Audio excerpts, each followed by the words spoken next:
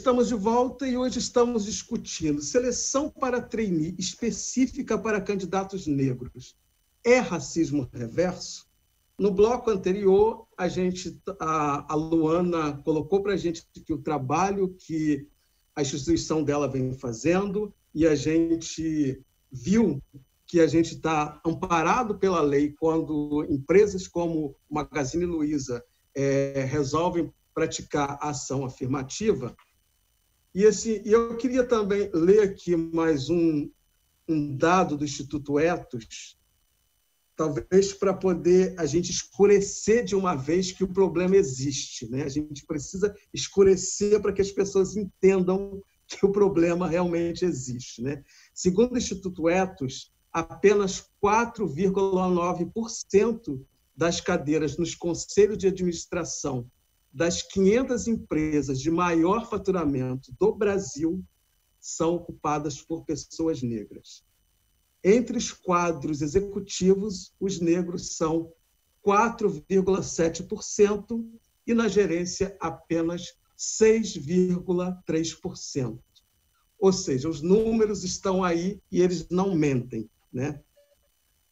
Eu queria que vocês falassem um pouco sobre, principalmente a Luana, que chegou agora, que falasse um pouco sobre esses números. Esses números, eles são assustadores, né? Que, afinal de contas, eu bato nessa tecla, nós estamos em 2020, né? E como que a gente pode aceitar que a situação de desigualdade seja desse tamanho? A população negra no Brasil representa mais de 50% da população, né? Então, assim, é mais que urgente que se faça alguma coisa, e o Rafael disse muito bem, ou seja, essas medidas estão sendo tomadas com muito atraso, com muito atraso. Ricardo, eu acho que você trouxe aqui na sua fala alguns elementos super importantes para a gente debater em relação à necessidade desse tipo de política de ação afirmativa, né? Quando a gente está falando de 4,7% de negros nos cargos executivos das 500 maiores empresas do Brasil, a gente está falando que esse retrato ele faz parte de um filme muito maior, né? Um filme que contempla só na história recente do Brasil quase 400 anos de escravidão negra, né? Então, quando a gente entende que 132 anos se passaram após um processo de abolição formal que não compreendeu um processo de inclusão afirmativo de uma população que estava sendo tratada de maneira subhumana, a gente entende que somente um processo intencional pode acelerar o ritmo da inclusão dessa população, porque já passaram 132 anos desde uma abolição formal, inconclusa, né, porque não teve algo tão intencional como o que a gente está vivendo agora, que vamos fazer um processo seletivo só para negros. Se isso tivesse acontecido 132 anos atrás, provavelmente a gente não estava falando sobre isso hoje.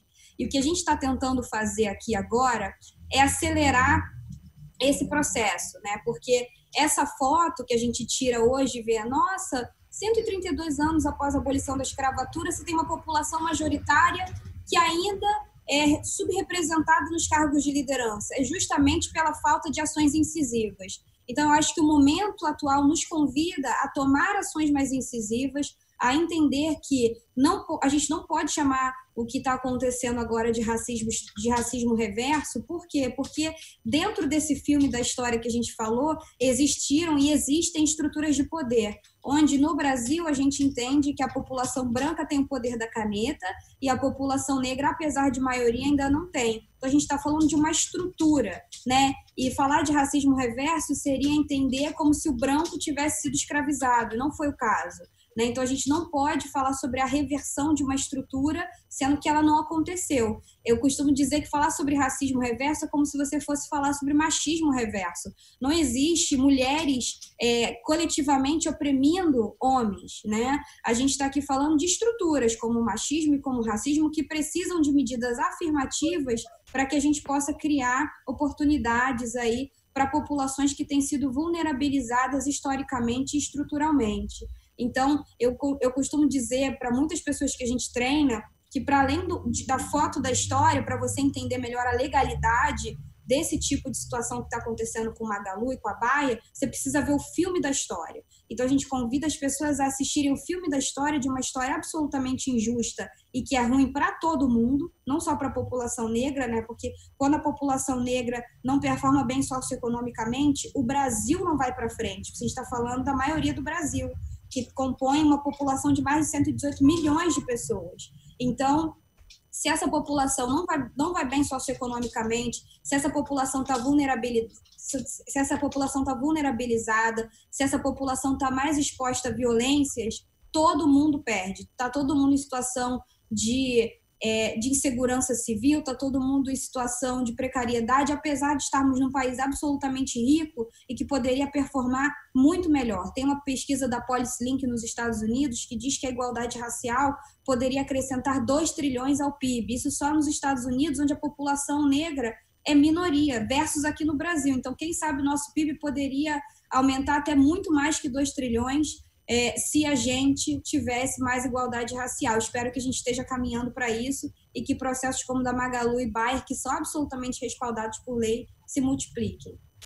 Com toda certeza, Luana, eu concordo plenamente contigo. Eu acho que a gente, inclusive, né, na Afroeducação, tem um braço da Afroeducação que é da consultoria Afeto, e na Afeto a gente trabalha especificamente, né, com equidade racial e de gênero e comunicação institucional. Então, nós não temos, dentro do nosso trabalho, a busca, né, dentro de recrutamento, por exemplo, não é algo que a gente faz, porque a gente entende que já há organizações que fazem isso com excelência, mas a gente compreende que também, para além, né, de garantir esse acesso às populações não brancas, né, e não masculinizadas aos ambientes de trabalho, a gente também precisa qualificar esse ambiente para receber essas pessoas, né? De nada adianta a gente ter um regime de contratação que coloque pessoas negras dentro das organizações, né, privadas, das empresas,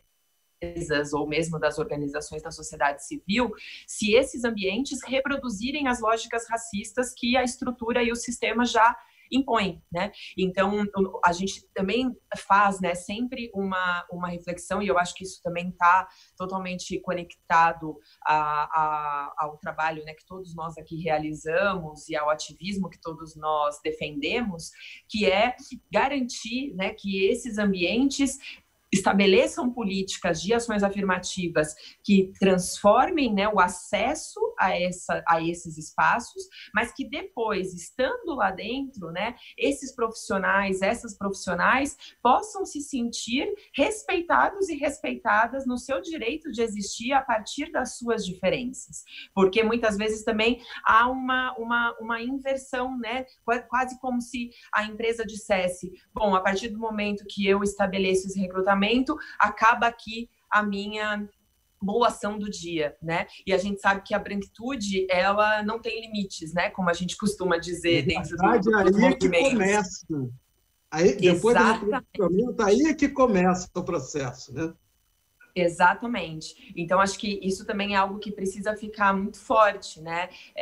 Garantir que essas pessoas, sim, acessem, mas que elas também possam se sentir valorizadas, né? E possam ser respeitadas, oportunizadas de forma igualitária e justa. E é exatamente por aí, né, que a gente vem nesses últimos 12 anos trabalhando na Afroeducação e agora com a Afeto, preocupadas, né, dentro em estabelecer esses ambientes que sejam ambientes em que a equidade prevaleça e que não seja apenas mais uma ação que é tão típica, né, na história do Brasil, como a gente costuma dizer, para inglês ver, né, que a gente garanta a qualidade dessas ações e a permanência dessas políticas de forma integral.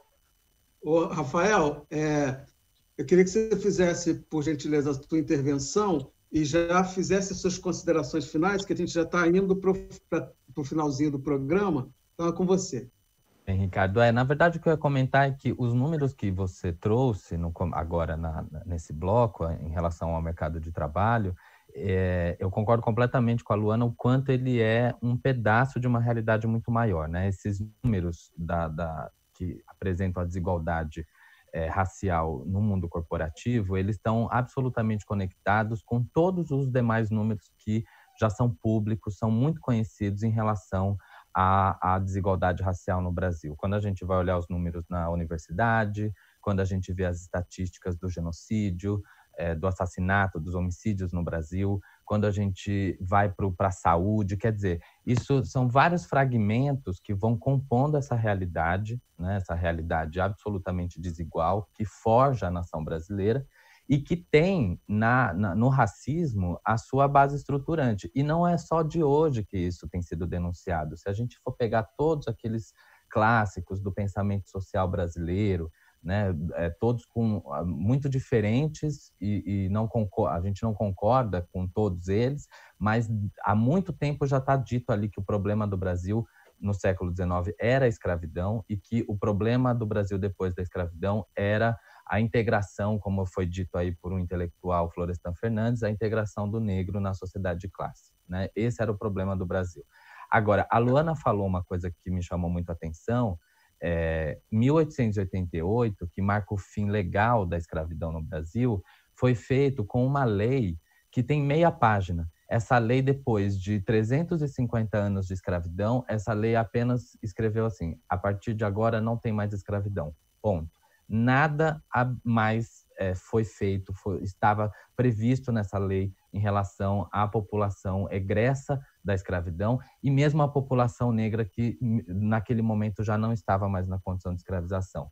Junto com isso vem um mito que está aqui presente na nossa sociedade até hoje, de que a população negra precisou ter a sua força de trabalho substituída pelos imigrantes porque não sabiam trabalhar.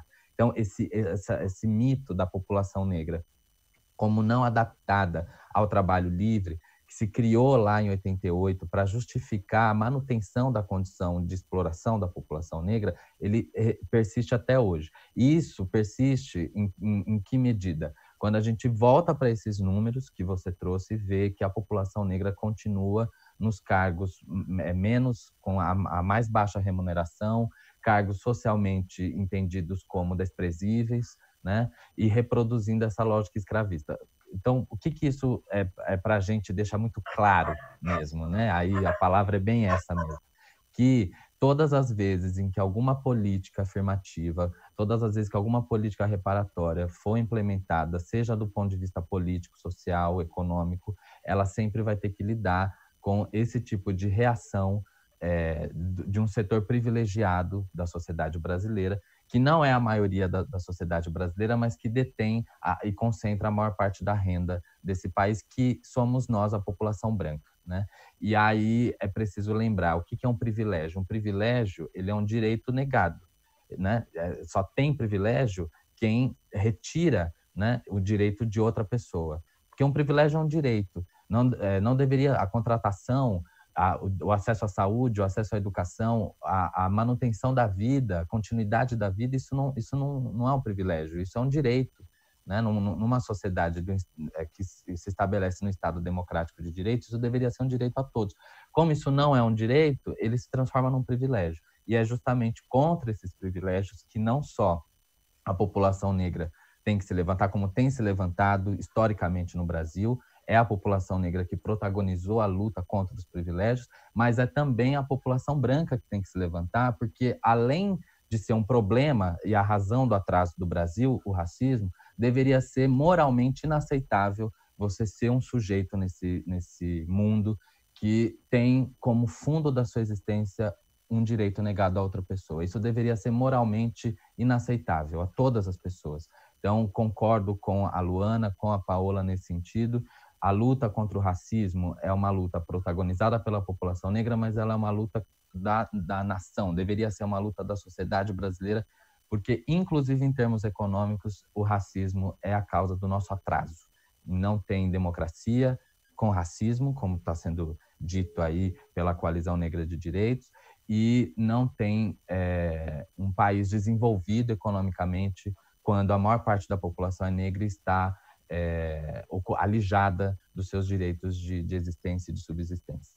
Exatamente isso. A gente realmente já está acabando, então 20 segundinhos para para a Luana e para a Paola fazerem suas considerações finais para a gente encerrar o programa, que nosso tempo aqui já está estourando.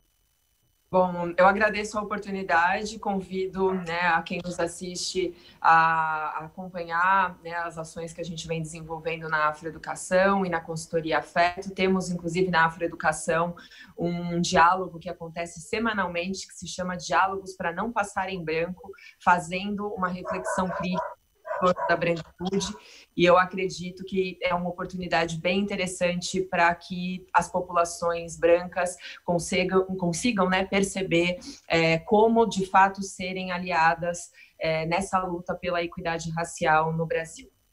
Também quero agradecer a oportunidade de estar aqui entre pessoas tão importantes nessa luta, né? Enfim, acho que é super importante estar aqui com o Rafael, com a Paola, com você, Ricardo, com o pessoal aqui da TV Alerj, nesse debate tão qualificado e importante para que a gente avance entendendo que a igualdade racial é uma causa de todos. Então, também quero convidar a todos que quiserem dizer sim à igualdade racial, visitarem o site do IDBR, que se chama simagaldaderacial.com.br. Eu acho que já passou da hora da gente parar de se relacionar com a pauta antirracista pela negação. Então, muito mais do que dizer não ao racismo, é necessário dizer sim à igualdade racial, é necessário que você que está aí nos assistindo tenha o seu checklist antirracista, né? O que você está fazendo na sua vida pessoal, né? Você está lendo mais autores negros, você está apoiando mais empreendedores e empreendedoras negras, você está apoiando processos seletivos como esses da Magalu, que entendem que o que a gente está fazendo é reforçando um direito para justamente fazer aquilo que o Rafael falou, né? Ampliar essa questão de privilégios, que nada mais são que direitos negados a uma grande maioria, né? Então, o que você está fazendo? Eu acho que o grande convite aqui é para a gente poder parar de apontar o dedo para a sociedade, apontar para nós mesmos, entender qual é o nosso papel nessa luta e o que a gente está fazendo ativamente no nosso dia a dia para transformar essa numa luta pessoal que você inclua ali na sua lista de tarefas diárias. Então, faça o seu checklist como pessoa, você como empresa também, publique seus números, publique suas ações, se engaje, tenha orçamento para isso. Você como cidadão também, me valendo aqui da Coalizão Negra por Direitos e das eleições antirracistas, está chegando as eleições, também tente saber quais candidatos você vai votar, quais projetos de lei você vai apoiar. Então, são exercícios que todos nós podemos fazer. Então, convido a todos a fazerem esse exercício e incluírem a pauta antirracista no seu dia a dia. Muito obrigada. E é bom a gente deixar bem escurecido, né? Mimimi é acreditar em racismo reverso. Isso realmente é mimimi. Gente, muitíssimo obrigado pela presença de vocês. Eu estou extremamente honrado por ter mentes brilhantes, um debate extremamente qualificado, pessoas tão importantes, tão relevantes. Muito obrigado mesmo pela presença de vocês. Quem nos acompanhou até agora, muito obrigado pela companhia e até o próximo encontro. Eu te espero.